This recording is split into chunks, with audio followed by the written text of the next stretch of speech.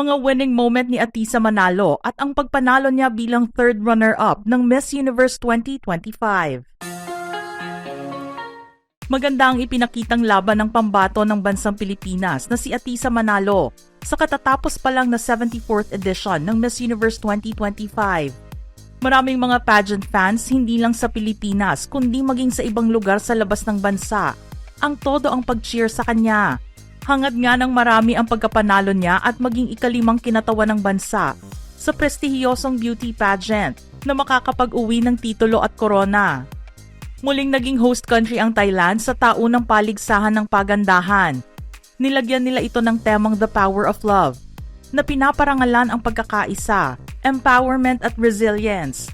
Sa gitna ng mayamang kultura at warm hospitality ng Thailand, ang paglalakbay ng Miss Universe ay nabuhay sa pamamagitan ng mga inspiring interviews, personal stories, evening gowns and swimwear. Mula sa 120 pageant contestants, ang unang 30 beauty queens ang uusad sa kompetisyon. Pagkatapos nito, ang bilang nila ay puputulin sa 12 candidates na magpapatuloy sa pagsabak sa evening gown competition. Makikita naman sa final round ang top 5 candidates sa question and answer round. Mahalaga rin ang ginanap na botohan sa Beyond the Crown ng Miss Universe na isang independent social impact design initiative upang itaguyod ang pamumuno, serbisyo, edukasyon, kalusugan, inclusion, at meaningful support for charitable causes. Maaga pa lang ay hiyawan na sa Impact Challenger Hall sa Bangkok ang narinig sa mga nagsidalo para panoorin ang coronation ng live. Isa pa sa mga dahilan ay ang pagkapasok ni Atisa sa top 30 ng pageant. Malakas na sigawan ang narinig mula sa audience. At noong oras na para irampa ang kanilang suot na bench swimwear, mas lalong tumindi ang tilian nang si Atisa na ang magpapakita ng kanyang pasarela, suot ang white two-piece. Hiyawan din ang audience nang marinig nila ang komento ni na Arbony Gabriel at Dayanara Torres sa ipinakitang pagrampa ni Atisa sa entablado. Napansin nga nila na sobrang mesmerizing at captivating ng kanyang tingin. Matagal nang naging tradisyon ng mga Filipina queens na pangalanan ang kanilang mga iconic swimsuit walk. Dito nga nakita ang kanyang pitik walk na may sharp, smooth flicks, rhythmic hip sways na sinamahan ng kanyang signature captivating gaze. Preliminary pa lang ay nasilayan na ito ng ilan, kaya naman mas masaya sila na makita ito sa finals night. Sa pagtatapos ng swimwear, handa na muli ang mga fans na mag-cheer para sa kanilang pambato dahil nalaman na kung sino ang pasok sa top 12. 3 lamang mula sa Asia ang nakapasok sa listahan at kasama nga rito ang Pilipinas. Masaya at nakita sa mukha ni Atisa na makasali siya sa top 12 na uusad naman para sa evening gown competition. Sinabi nga ng kanyang stylist na si Patty Yap na isang pasabog ang makikita ng marami sa isusuot na gown ni Atisa sa finals night. Kung inyong maaalala, isang pink ombre gown ang kanyang isinuot sa Miss Universe Philippines pageant na gawa ni Val Taguba. Pero bago yan ay inabangan din sa prelims ang evening gown na isinuot ni Atisa. Likha ito ng designer na si Mac Tumang at tinawag itong Pintada. At ang paglalarawan niya rito ay isang gown born from the depths of the sea. Binalot ito ng midnight blue at ginto at nakakakuha ito ng inspirasyon mula sa Pintada Maxima. Ang silhouette ay kumikinang tulad ng sunburst-like rays na very iconic sa Miss Universe crown.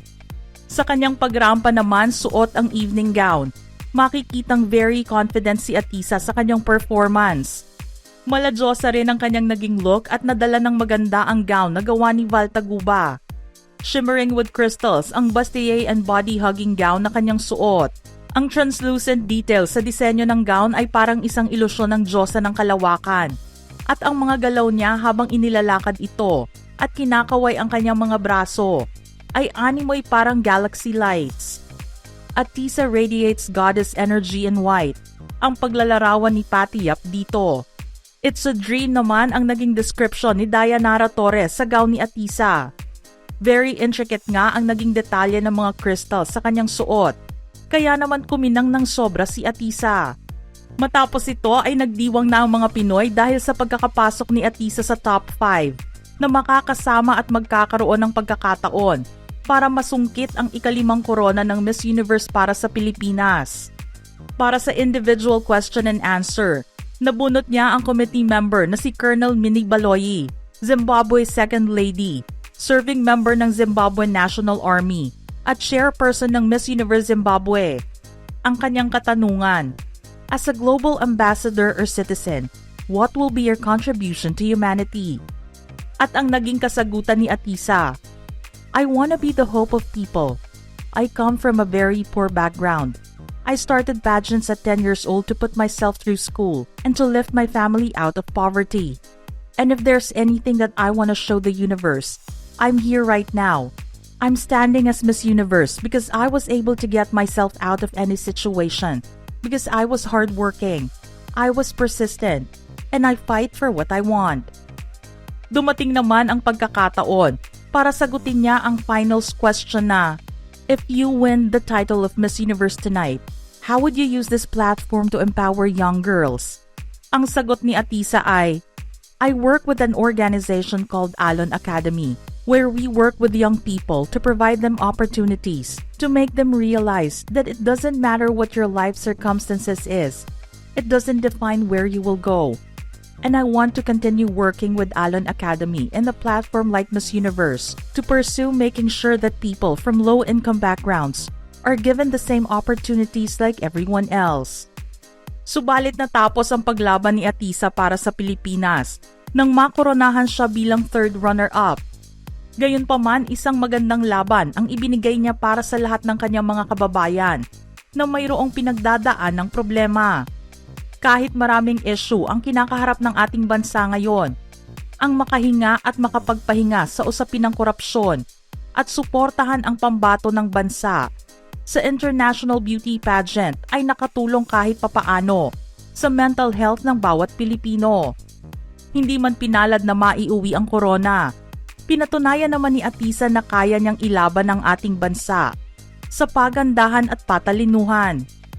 Pinutol din niya ang ilang taong paghihintay ng mga Pinoy na muling makapasok sa top 5 ng Miss Universe ang ating bansa. Huli kasi itong nagawa ni Beatrice Gomez noong 2021. Very proud sa kanyang achievement as Miss Universe Philippines representative, ang mga pageant fans, kababayan, kapwa beauty queens at mga celebrities na todo naman talaga ang pagsuporta at pag-cheer sa kanya. Hindi man nailagay sa ulo niya ang Jewelmer Crown ngayong taon, panalo pa rin siya sa puso ng bawat Pilipinong nanood at tumutok sa kanyang laban. Marami ang panghihinayang, hindi dahil sa performance na ipinakita ni Atisa, kundi sa pagkakataon na hindi natin nahawakan ang inaasam-asam na korona. Hindi man tayo nagtagumpay, taas noon namang ipinakita ni Atisa na walang susuko, lalaban ang Pilipinas, at makakamit natin ang tagumpay sa mga susunod na kompetisyon. Mula sa amin sa Showbiz Philippines, congratulations Maria Atisa Manalo for winning third runner-up and for showing us Filipinos that all our dreams can come true if we have the courage to pursue them.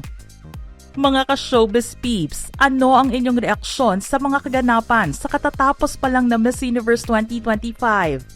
Share your thoughts in the comments section below.